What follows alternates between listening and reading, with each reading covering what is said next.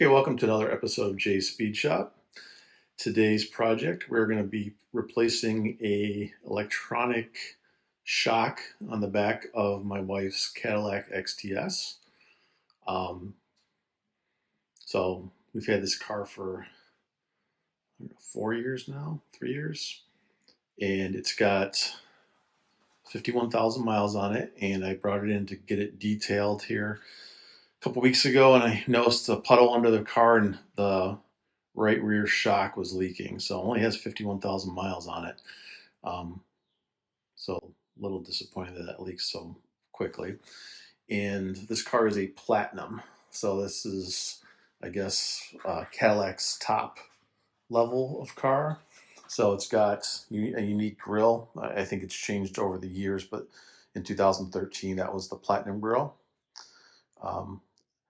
If I were to buy one of these again, I would avoid getting a Platinum. We got this one used and it was a great deal, but it's very expensive repair-wise. So that grill, my wife bumped somebody a couple years ago and bumped that grill out, and it was about $1,500 to be replaced. I mean, most of that was the part cost. The base model car is about a $300 grill, so very expensive. Overall, car's been good. These 20-inch rims are like tin foil, and they cannot handle Michigan roads in the winter. So fortunately, she bought the tire and wheel protection package, which I advised her not to waste the money on, but it was probably the best decision we made when buying this car, because she has been bent 7 rims. I think 2 have had to been replaced. And so we far exceeded what we paid for that wheel and tire package. In fact, the first winter it blew out. She hit a pothole in the first snow of the winter. It blew out 2 tires and bent 3 rims, I believe. So it's been in. So we end up after the first winter, we bought a set of used winter 18-inch winter tires and rims for it that are great for the winter. They got a lot more meat on the tire and heavier duty rims. So they're not as pretty as these, but it does well. So overall, nice car. The Platinum basically gets you, I don't know if the keys are in it, but aside from the special grille and some badging, basically the other difference is, don't mind the mask on the floor, but is that everything you touch in this car is leather. The headliner, the A-pillars, the door panels, dash, everything's covered in leather. It's very nice, luxurious car, drives nice. The only thing it didn't have on it was was all-wheel drive, which would have been nice for this Michigan winters, but it does fine with the front-wheel drive. It's not bad, especially with the winter tires. So today we're going to get it up on the hoist and put it, get that rear tire off and replace the shock. So you can kind of see this car has a full belly pan. I'm not sure if that's a part of the Platinum package or if all the XTSs had that, but it's got pretty much a plastic belly pan over a good portion of the underside. And the jacking points are kind of tucked way up here in the corner. So seemed the best way to get it to set right was to put a block on top of the jacket. The pads didn't seem to all fit in there quite right.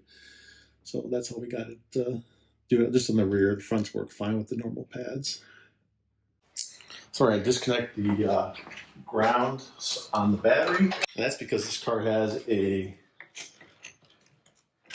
electronic suspension, air leveling suspension with the electronic magnetic ride control, I think they call it, shocks. And one of the things we don't want is the car to be trying to adjust the suspension while we have it apart. So we want to disconnect that so it stops operating. And also just so we don't short anything out while we're in the process. So it takes 2 seconds. It's worthwhile to do. So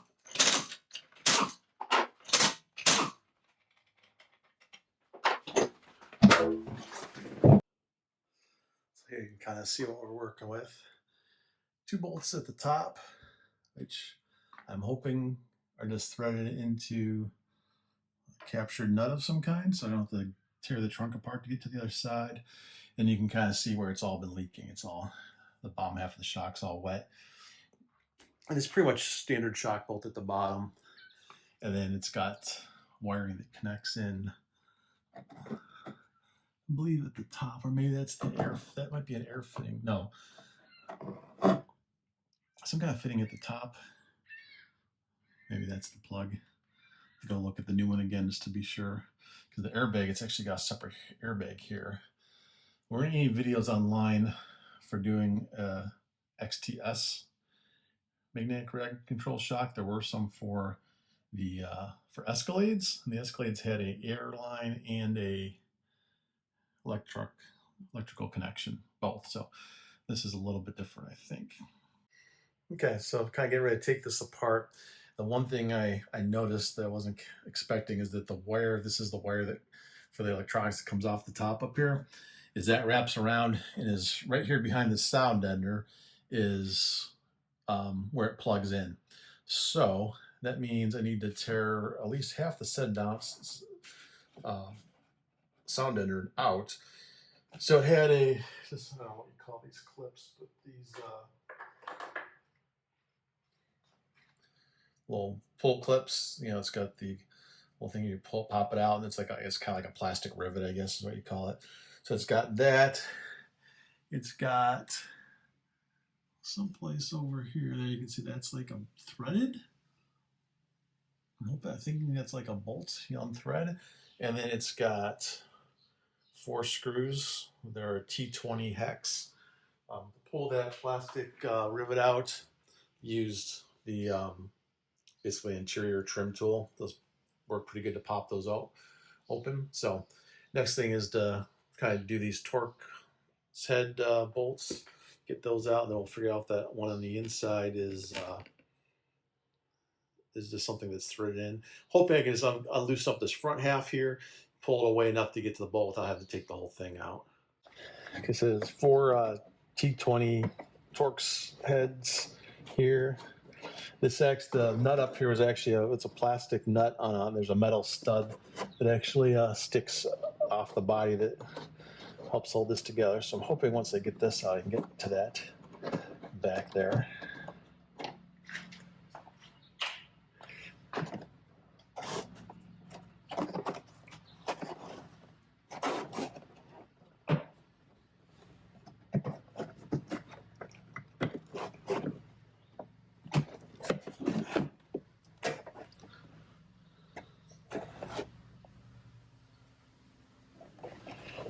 Flashlight so I can see.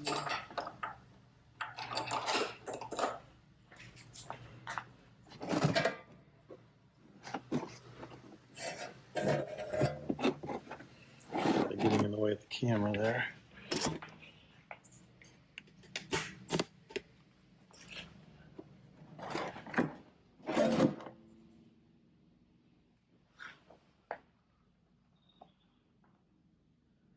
Yeah, so that should give me enough access to get to the connector. The connector comes up off the top of the shock and this kind of goes into the harness right there above it. So that should be all the access I need.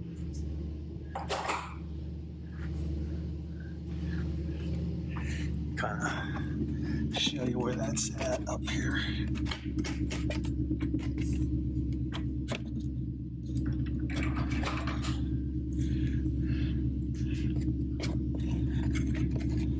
Connector right there where the light's shining is what needs to be plugged in, so it shouldn't be too bad.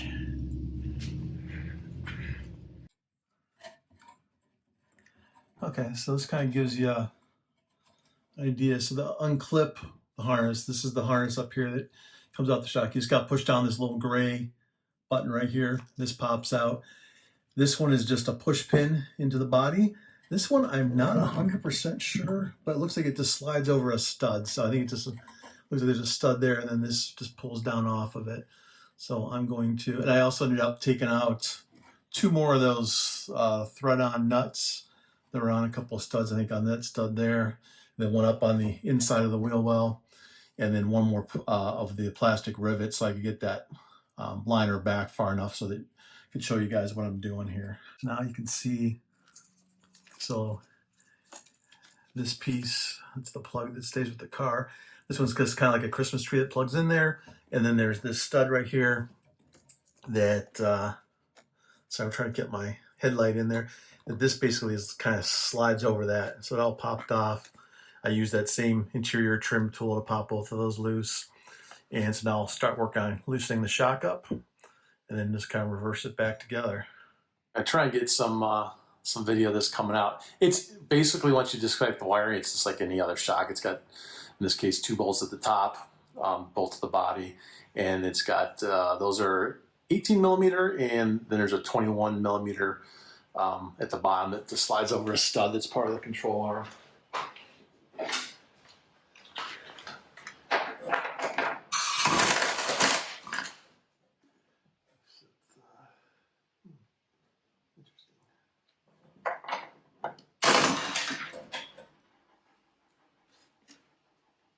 Okay, so what just happened there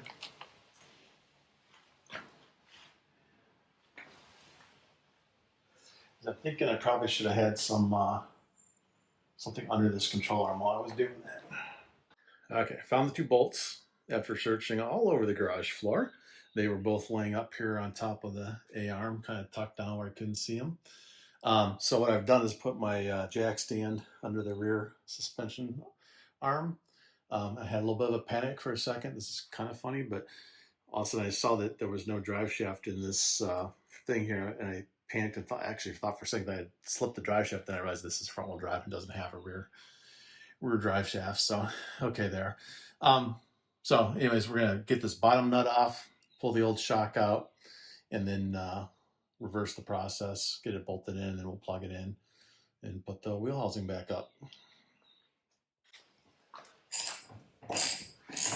What I did is I hung the shock from the top 2 bolts just loosely, and then basically used the adjustable screw jack to get the suspension right in line with this bottom bolt. Got this one started, and we'll go ahead and snug this one up. And then we'll switch over to the 18 millimeter socket and get the upper ones done.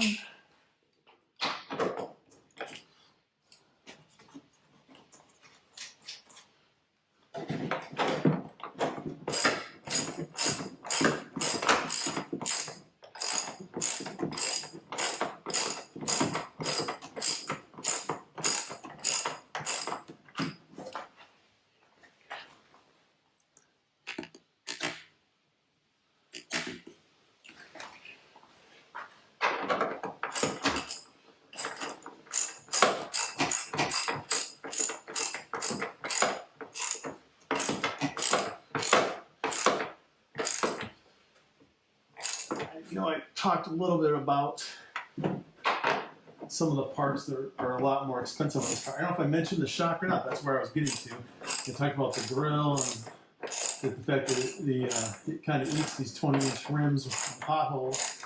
But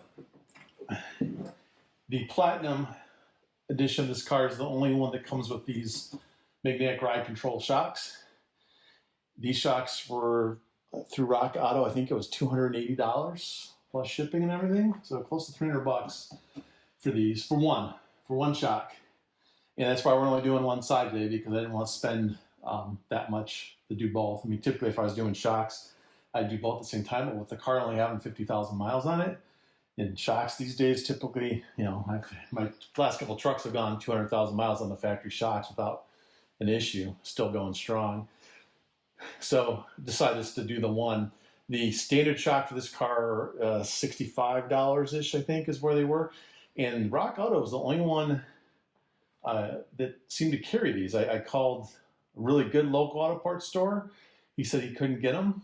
I went online at O'Reilly's and AutoZone, and none of them had them either. Rock Auto did carry one brand on their website.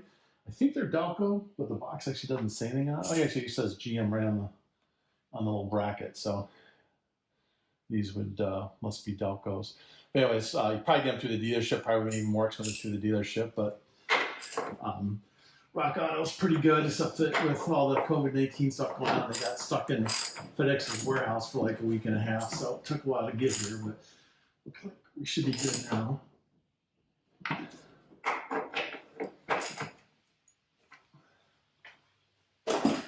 So it should just be now. So they got the wire harness held down with a piece of tape here, so we're just going to cut that and pull that tape off this thing.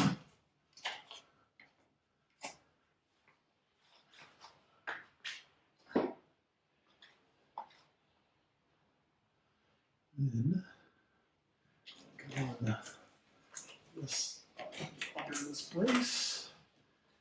This piece gets plugged into the body. It's like this, basically a Christmas tree. I'm sure I'm probably blocking the camera, but just a Christmas tree that plugs in there. Then this one slides over this stud, another kind of, I guess, reverse Christmas tree. And then this piece here, this plugs. Okay.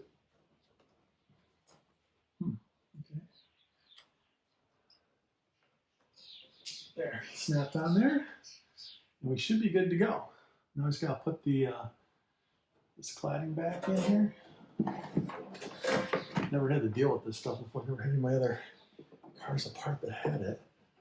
Most of the cars, a lot of cars anyways, even my trucks have this stuff these days, which still I'm not 100% sure of. So there's that stud. There's that stud. There's that stud. And then this one's going to go right here with the little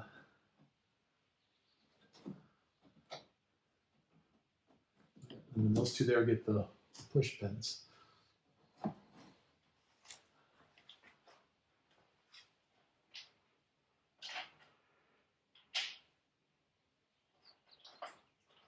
So we'll do our two push pins first.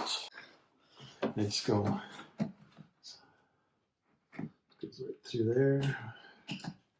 Pull that back out. I guess I just popped it in a little bit.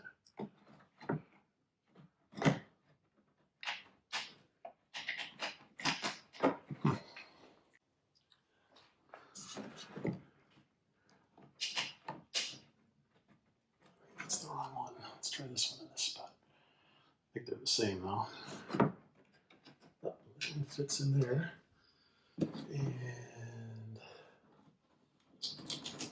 okay, so this one's not retracting back enough, so let's see what we need to do here.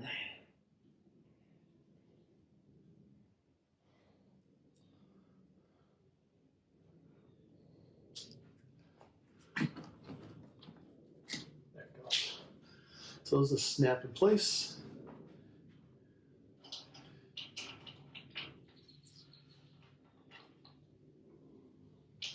I took 3 of these threaded plastic nuts off. There's studs welded to the body here. These were 10 millimeter.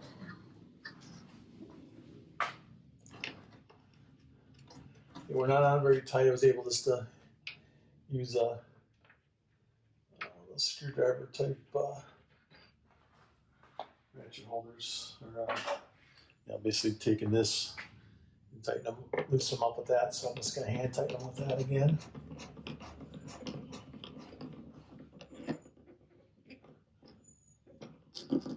That. This one here.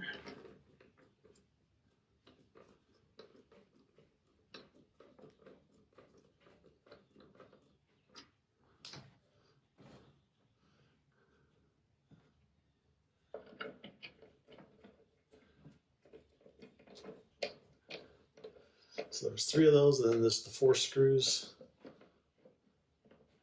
at the end.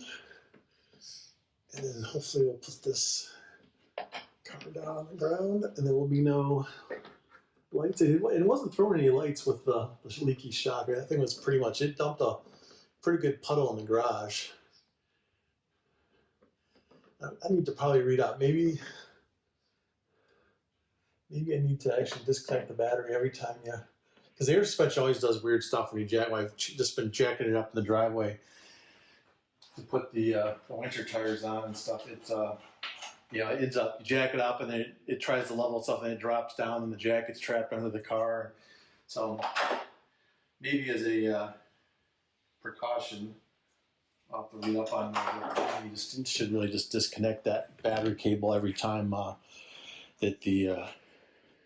Let's see if we can get let's see what we're doing here.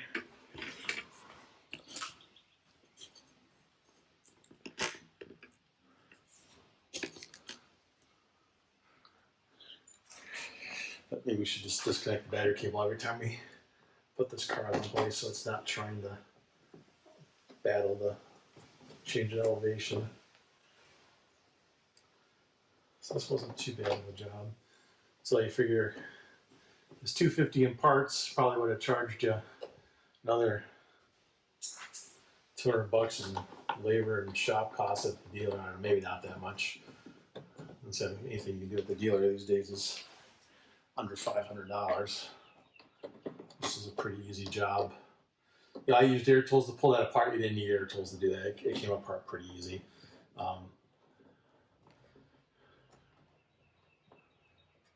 Everything else is just hand tools. This might be the only neat tools. It's a Torx head, which a lot of people may not have, but you can buy a single, you can buy a whole set of them, Craftsman or wherever. Sometimes I mean some of your little driver kits, if you got like a little power ratchet or power those little cordless drill bit kits. A lot of times they'll even have some of these Torx bits right in those kits. So you may already have one, but everything else we just did was an 18mm socket for those two upper bolts and a 21 for the bottom of the shock. And now, granted, this car's fairly low miles, but you know, Michigan car, but nothing's too rusted up on it. It's pretty clean for it's been driven a few winters. So I think that does it. I'm gonna bring her down and take it for a test drive.